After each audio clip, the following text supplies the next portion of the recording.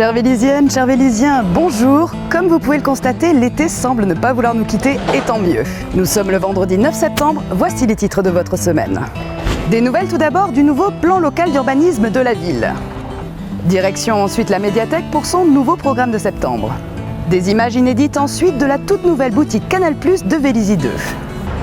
Ensuite, une petite présentation du film qui sera projeté au Ciné-Club en septembre. Et enfin, un coup d'œil sur la réouverture officielle de la piscine de la ville.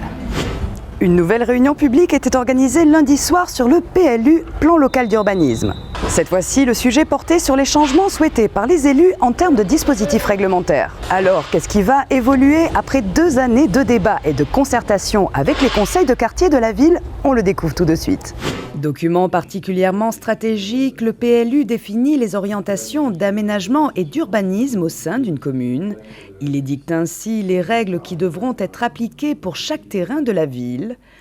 Dans le cas de Vélizy-Villacoublay, nous découvrons par exemple que pour les zones d'habitat pavillonnaire du Clos et de Vélizy-Bas, l'emprise au sol sera désormais limitée à 100 m² par bâtiment.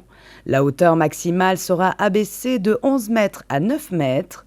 Une surface minimale d'espace vert sera mise en place proportionnellement à la taille de la parcelle et l'insertion environnementale sera prise en compte via une charte architecturale. Pour les grandes résidences en zone d'habitat collectif, l'emprise au sol sera limitée à l'existant pour préserver les espaces verts et aucune surélévation ne sera désormais possible. Enfin, dernier exemple, pour les zones d'habitat pavillonnaire de Mermoz, les étages ne seront désormais plus autorisés, l'emprise au sol sera réduite, le taux d'espace vert sera augmenté, les habitats seuls seront uniquement permis et l'architecture d'origine devra être respectée. De nouvelles règles qui rentreront en application dès les premières lueurs de 2017 et qui tenaient à cœur aux élus vélysiens. On a été élus pour conserver le cadre de vie, la qualité de vie de Vélizy, quels que soient les quartiers. C'est-à-dire pour les gens qui habitent en collectif sont aussi attachés à leur zone pavillonnaire. Et donc là, en fait, on fait évoluer la ville en protégeant à la fois les quartiers pavillonnaires et puis en conservant cet équilibre entre le bâti, les espaces verts, les espaces publics. On améliore aussi toutes les circulations de transit, notamment à l'est avec Grange-Damrose qui devient une autoroute urbaine. Donc là, on inscrit aussi de nouvelles voies qui permettront un accès différent dans la zone d'emploi et de faire que chaque Vélysien ait toujours autant envie d'y rester, de se développer, d'y construire une famille, en conservant ce qui fait notre qualité de vie, c'est les espaces verts, les jardins, une harmonie dans les constructions et en y attachant encore plus de soins au niveau de l'architecture, puisqu'on rajoute une charte architecturale qui fera qu'on n'aura plus des pavillons qui dégradent l'environnement ou des équipements qui n'ont pas été pensés de manière globale, que ce soit un équipement public, que ce soit une entreprise. On est toujours exigeant sur son insertion paysagère, sur sa qualité et le but c'est que chaque équipement ou même une route, en fait, à chaque fois qu'on peut, on l'améliore. Donc là, on s'attache même à intégrer 2 quartiers, le quartier Alizé dans la ville et le quartier Happy, lui redonner, qui est très minéral, lui redonner un aspect paysager, des services publics, et comme les riverains le voyaient, leur permettre d'avoir l'impression de bénéficier de la qualité de vie vélysienne, qui n'est pas vraiment le cas aujourd'hui. Votre programme Quoi de neuf à la médiathèque est de retour. Et le moins que l'on puisse dire, c'est que l'institution culturelle vous a concocté du très lourd pour cette rentrée. On laisse à ses collaborateurs le soin de vous présenter le menu de septembre.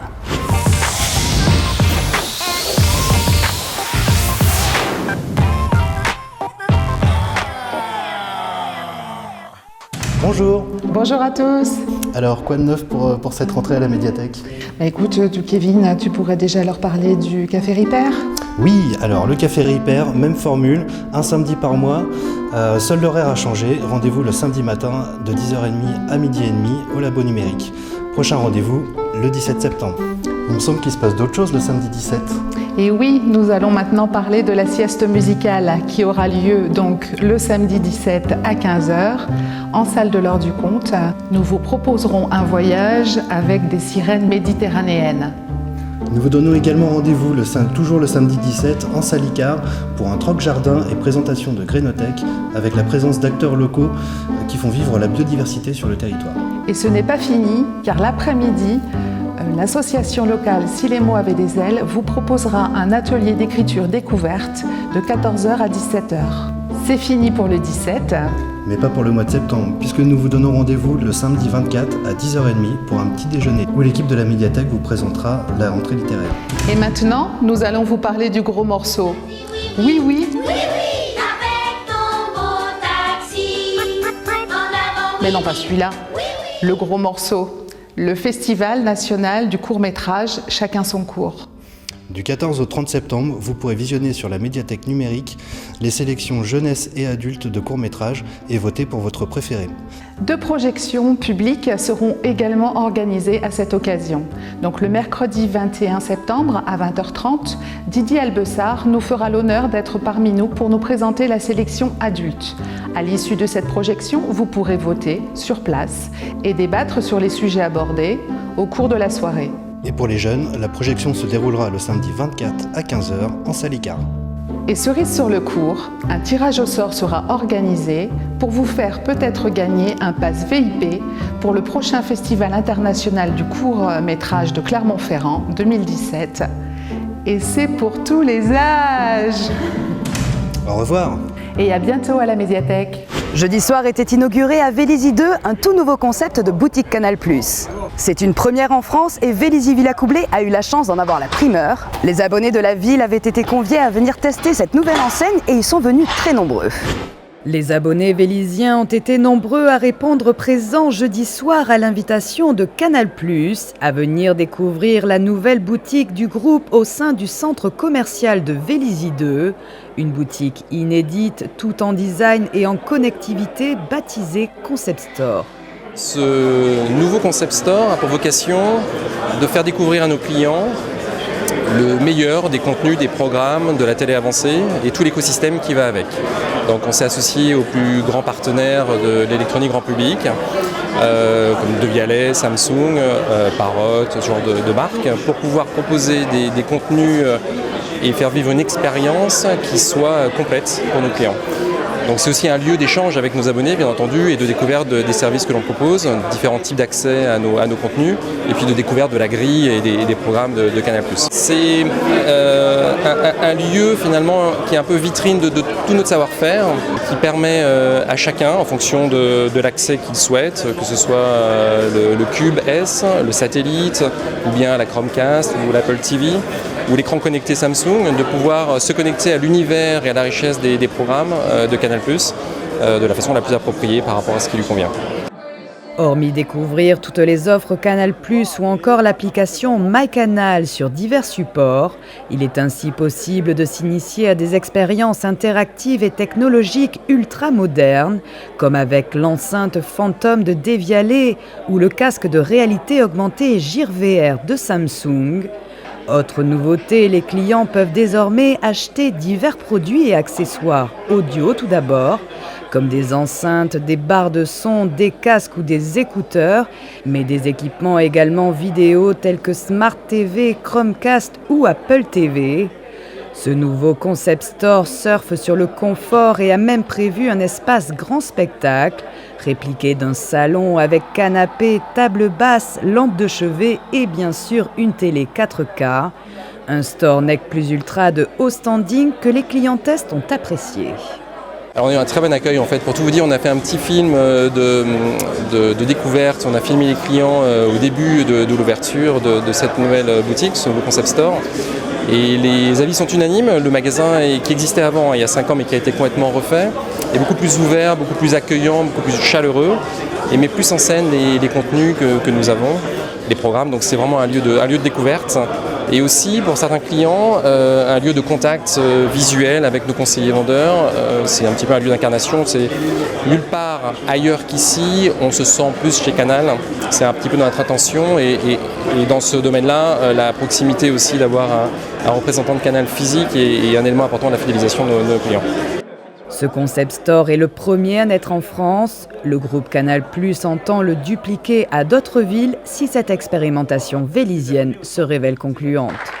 Fidèle à son rendez-vous mensuel, le ciné-club de Vélizy-Villacoublay fait également sa rentrée. Il y sera projeté le vendredi 16 septembre en soirée, le très récent Spotlight de Tom McCarthy.